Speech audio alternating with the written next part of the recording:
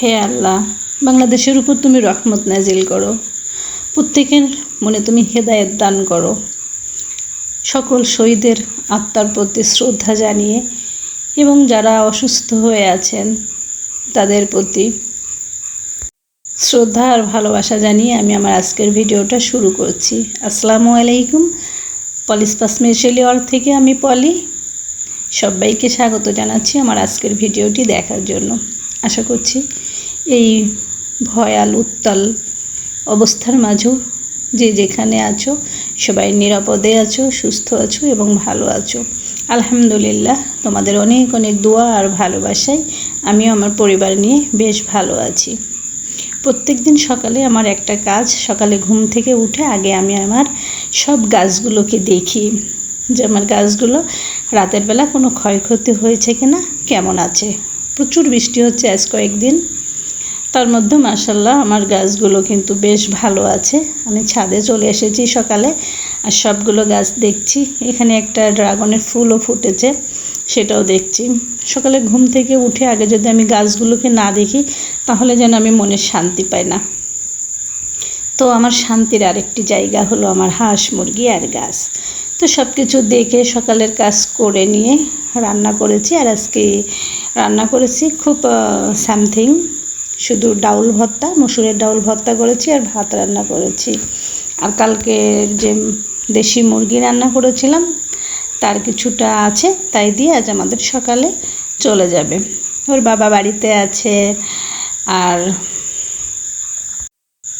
আজ দুপুরে আমার ছোট বোন এবং বোনের হাজব্যান্ড আসছে ওর দুলাভাইয়ের সঙ্গে দেখা করতে। অনেক অবস্থা আর কি খারাপ দেশের, সেই অবস্থার মধ্যে দিয়ে ওর দুলাভাই কীভাবে বাড়িতে ফিরলো, কেমন আছে সেটা জানার জন্য ছোটো বোন একবারে ব্যাকুল হয়ে আছে দুলাভাইয়ের সঙ্গে দেখা করার জন্য।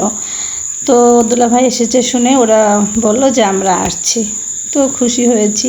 আর এই যে দেখুন আমার রাস্তার পাশে ঘরের পেছনে যে দুটো নারকেলের চারা ছিল, এবার নতুন নারকেল ধরেছে। মাশাআল্লাহ, নারকেল ধরেছে মানে নারকেলের ফুল বেরিয়েছে।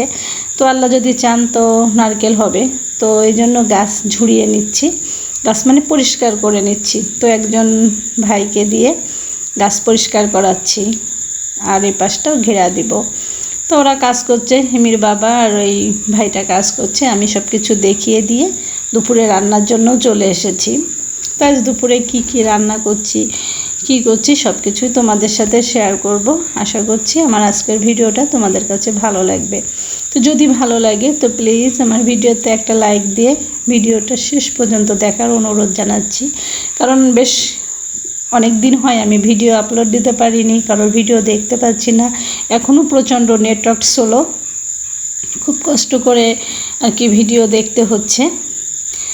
তো যাই হোক, সবই আল্লাহ ভরসা আর তোমাদের ভালোবাসা যদি আমার সাথে থাকে তাহলে হয়তো আমার চ্যানেলের আবার গ্রো করবে, এই আশায় আছি। তো আমি আজ রান্না করব। এখন কি রান্না করব সেটা তোমাদের সাথে তো শেয়ার করবই। তো এখানে আমি পটল চিংড়ি রান্না করব। পটল চিংড়ি রান্না করার জন্য আমি পটলগুলো একটু ভেজে নিচ্ছি। তো রেসিপি আর কোনো কিছু শেয়ার করব না, যেহেতু এটা আমার কুকিং চ্যানেল না, এটা আমার ব্লগিং চ্যানেল। আমি যা করি সেটাই তোমাদের সাথে শেয়ার করি। আমার লাইফটা খুব সাদামাটা, কোনো আভিজাত্যের ছোঁয়া নাই আমার লাইফে। তবে ভালো আছি আলহামদুলিল্লাহ, সুখে আছি। আল্লাহ যেভাবে রেখেছেন আলহামদুলিল্লাহ খুব ভালো আছি। তো আমি যা খাই, যেভাবে খাই, যেটা করি সেটাই তোমাদের সাথে শেয়ার করি। আমার সাধারণ জীবনযাপন তোমাদের কাছে কেমন লাগে অবশ্যই কমেন্ট করে জানাবে।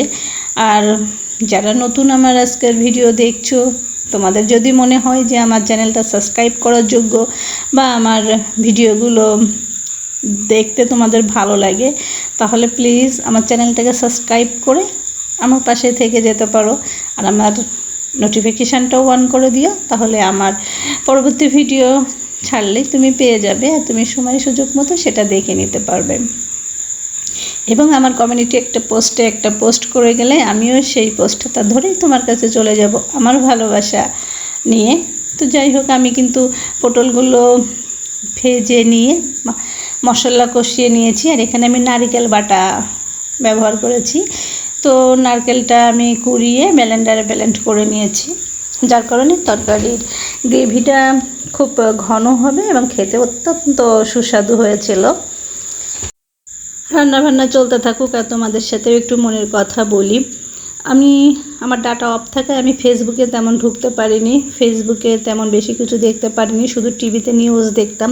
তো টিভিতে তো আর বেশি কিছু নিউজ দেখা যেত না, ফেসবুকে যতটা আজ 2 দিন ধরে দেখছি, আর সত্যি আমি প্রচণ্ড মানসিকভাবে মর্মাহত যে মানুষ এতটা খারাপ কি করে হতে পারে।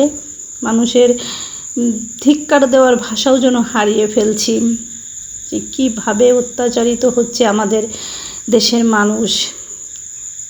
আমরা স্বাধীন জাতি হয়েও কতটা পরাধীন আমরা, সেটা দেখে সত্যি আমি চোখের পানি ধরে রাখতে পারছি না, আমি কিছু বলার ভাষায় হারিয়ে ফেলছি। আর এখন যেন সারাক্ষণই মনে হচ্ছে আমি ফেসবুকেই দেখি, কিন্তু তারপরেও আমাদের যেহেতু একটা চ্যানেল আছে, ইউটিউবেও কাজ করতে হচ্ছে, তো সেভাবেই যখন সময় পাচ্ছি একটু দেখছি, আর খুব কষ্ট পাচ্ছি, সত্যি খুব কষ্ট পাচ্ছি সেই সব পরিবারের জন্য যারা তাদের প্রিয়জনদের হারিয়েছে। তো আবারও তাদের আত্মার ও রুহের মাগফিরাত কামনা করছি। তো আমার পটল রান্না হয়ে গেছে, আর আমি এখন রান্না করে নিয়েছি খাসির মাংস, আর এখন আমি চিংড়ি মাছের বড়া বানাবো। তো এখানে এটা হচ্ছে ভাতি চিংড়ি, মানে ছোট চিংড়ি। সেটা কিভাবে প্রসেস করেছি সেটা তোমাদের সাথে শেয়ার করিনি, কারণ হিমির বাবা কাজ করলে শুধু ডাকে, এটা কিভাবে করব, ওটা কোথায় করব, এটা দেখিয়ে দিয়ে যাও, ওটা বলে দিয়ে যাও, মানে এভাবে বলতে থাকে। তো ওনার সাথেও কাজ দেখছি, আর এদিকে রান্নাবান্নাটাও করছি, এই জন্য তেমনভাবে আর কি কোনো কিছু ভিডিও করতে পারছি না। তো যাই হোক, আমার কিন্তু চিংড়ি মাছের বড়াটাও ভাজা হয়ে গেছে, আর এখন আবার একটু পাঙ্গাস মাছ ভুনা করে নিচ্ছি।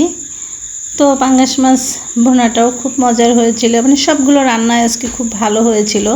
আমার ছোটো বোন তো বলছিল যে আজ রান্নাগুলো সবগুলো তরকারি খুব মজা হয়েছে, আর অনেক মজা করে খেয়েছি।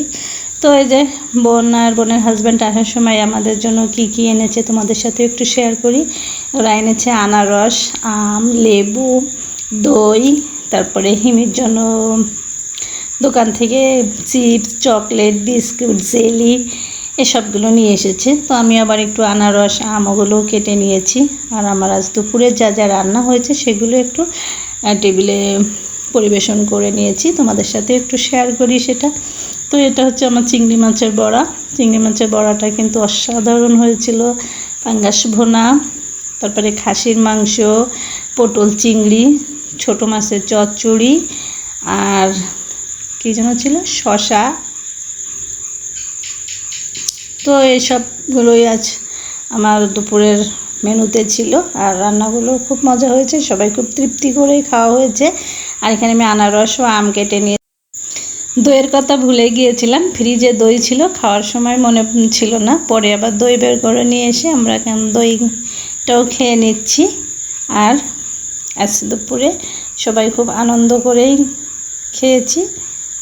তো খাওয়া দাওয়ার পরে বিকালেই বোনকে বিদায় দিয়ে নিলাম, আর আমিও ভিডিওর এই প্রান্ত থেকেই বিদায় নিয়ে নিচ্ছি। দেখা হচ্ছে নতুন কোনো ভিডিওতে, ততক্ষণে সবাই ভালো থাকবেন, সুস্থ থাকবেন এবং নিরাপদেই থাকবেন।